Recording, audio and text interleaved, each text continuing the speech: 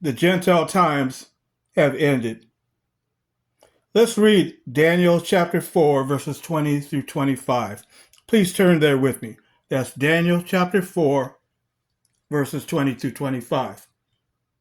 And it reads, and we recall this is when King Nebuchadnezzar, the king of Babylon, who had previously overtook the kingdom of Judah, took them as captives, as slaves, brought them to Babylon. And Daniel was also captured, brought to Babylon.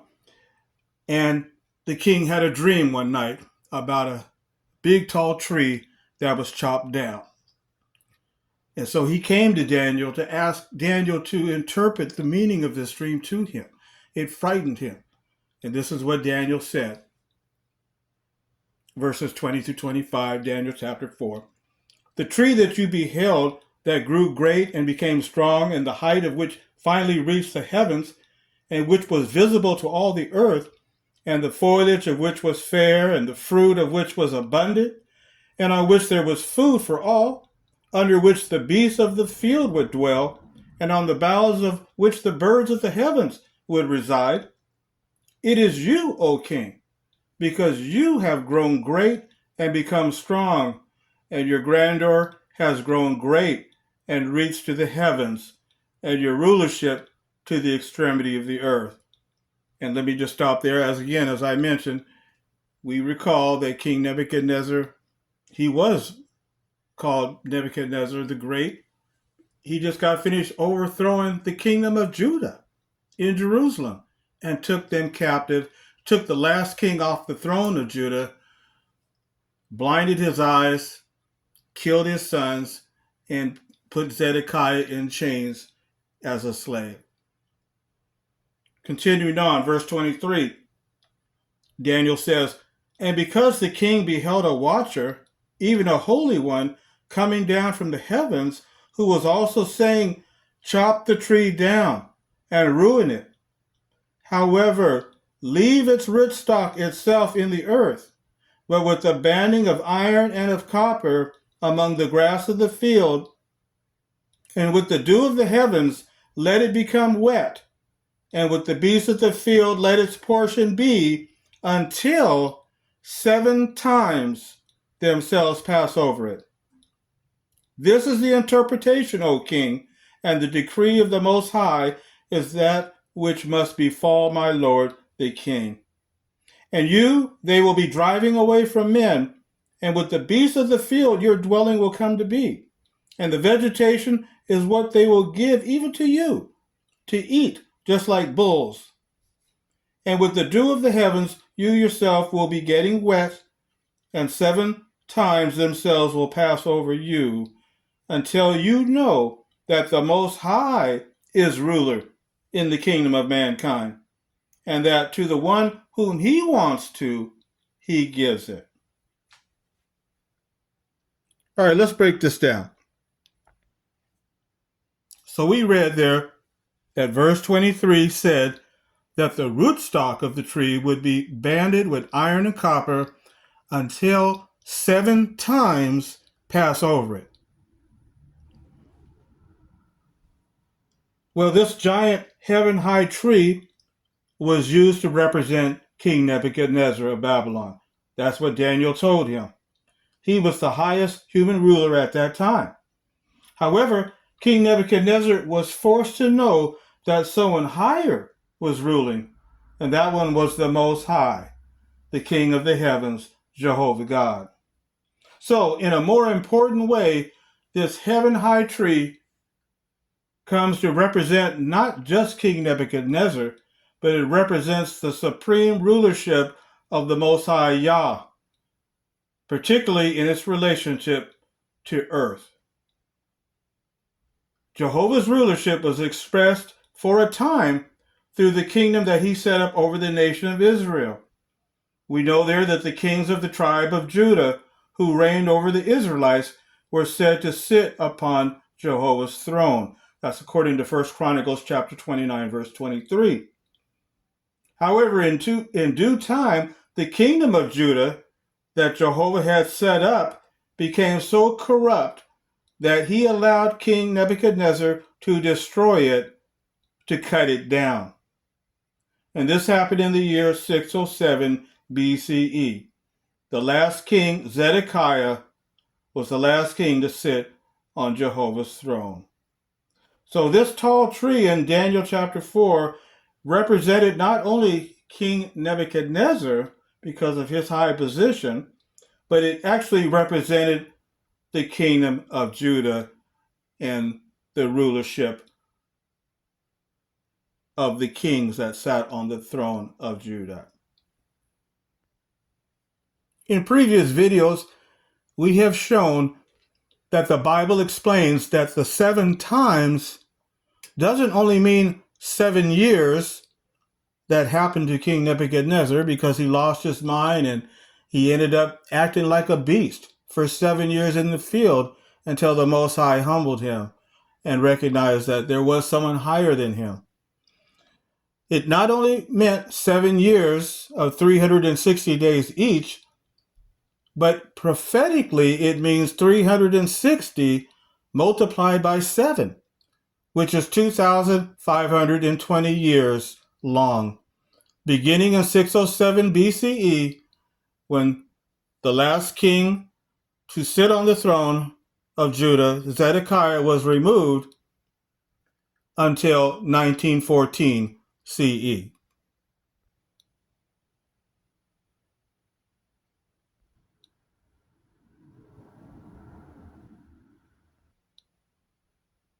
So again, 2,520 years was the 7 times, beginning in October or Tishri on the calendar of the Hebrews of the year 607, when Zedekiah was taken off the throne, until 1914.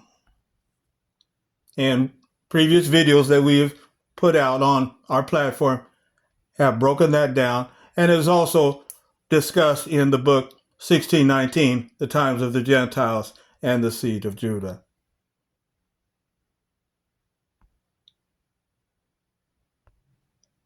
So the times of the Gentiles that YASHUA spoke about in Luke 21, verse 24, the times of the Gentiles have ended.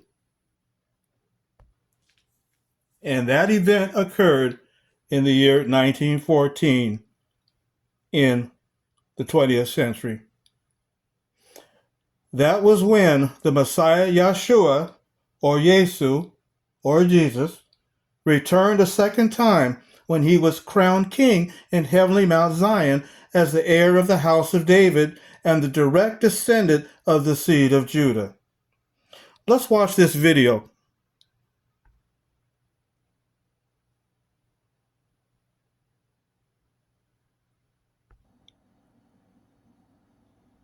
Says, "Your house and your kingdom will endure forever before me.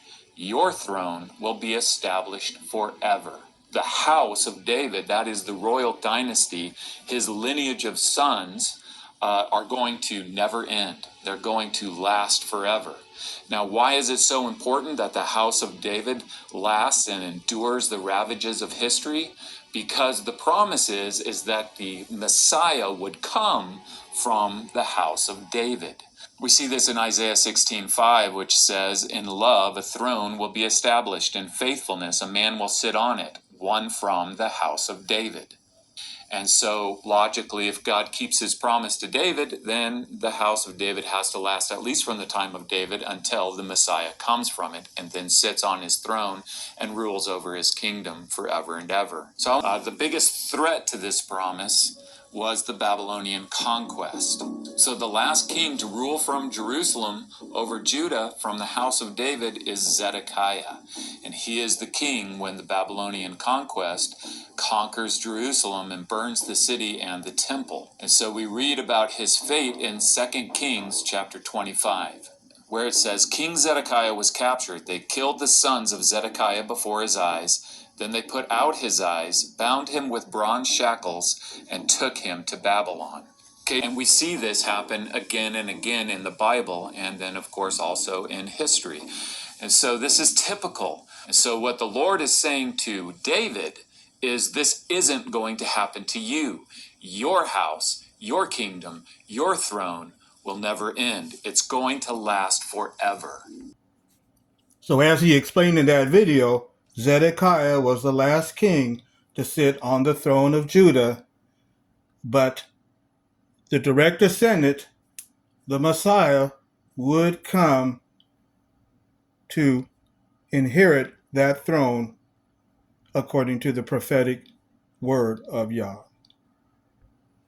So YASHUA, the Messiah, the anointed Christ, already returned a second time, invisibly, as the crowned heir to the throne of Judah, not at earthly Jerusalem, where they say they are Jews but are not true spiritual Jews begotten by the Most High's Holy Spirit, but rather YASHUA, YESU, or Jesus, was crowned in heaven at the end of the Gentile times in the month of Tishri, 1914 AD. So what does that mean for us today? We're in 2026.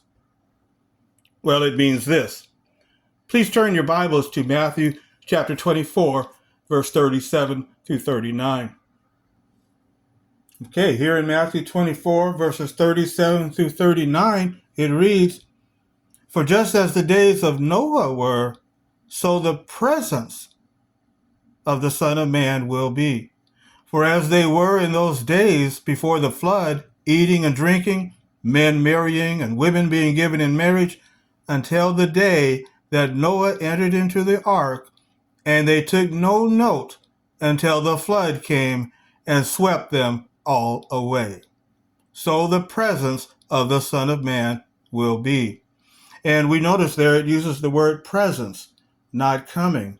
And that's from the Greek word parousia. That's also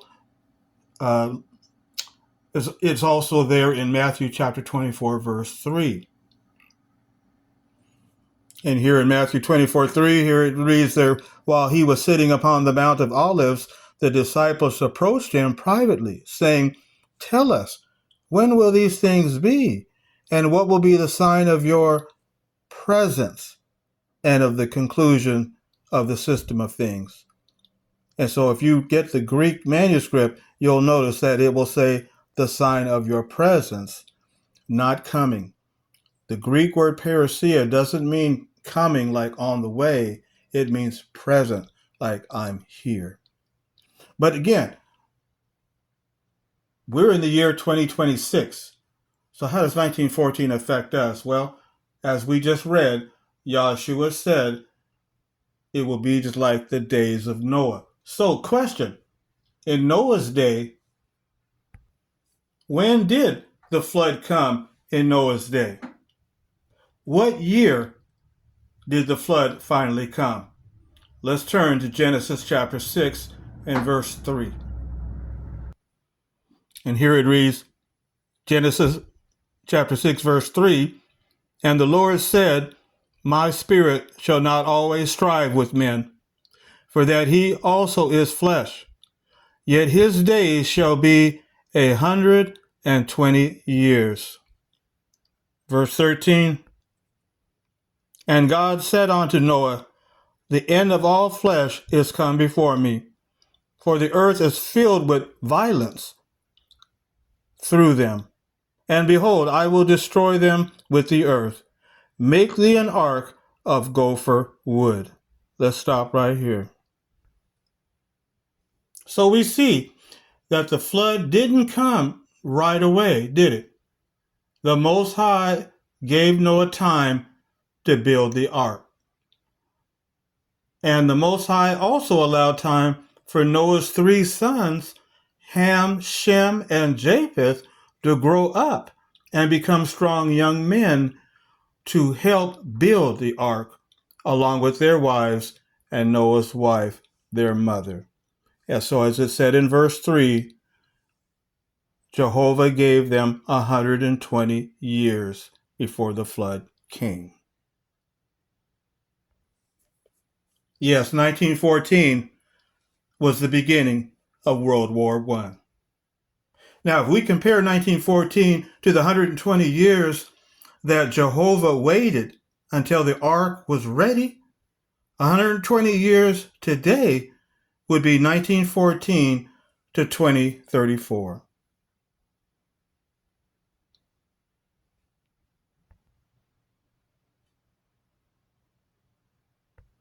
And finally, one last thing.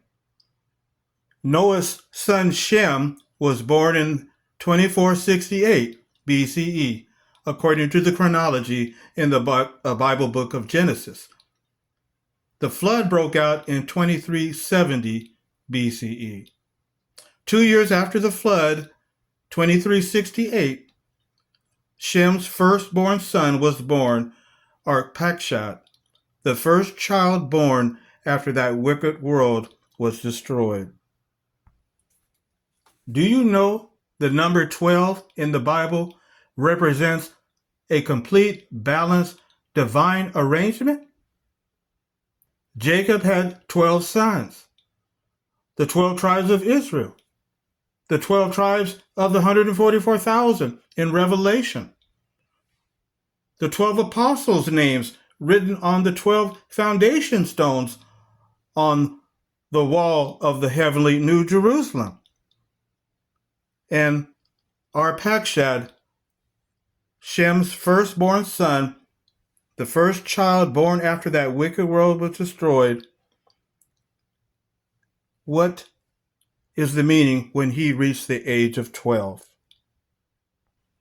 Not only that, but did you know that Arpachshad is the 12th name of the Genesis genealogy that traces Abraham's ancestry from Adam to Terah in Luke chapter 3, verses 36 through 38. Let's count it. 1, 2, 3, 4, 5, 6, 7, 8, 9, 10, 11, 12.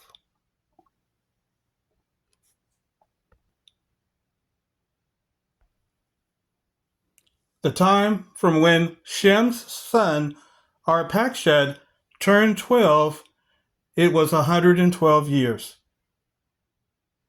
from when Shem was born until Arpachshad turned 12. It was 112 years. Well, if we compare 1914 to 112 years, it would be from 1914 to 2026.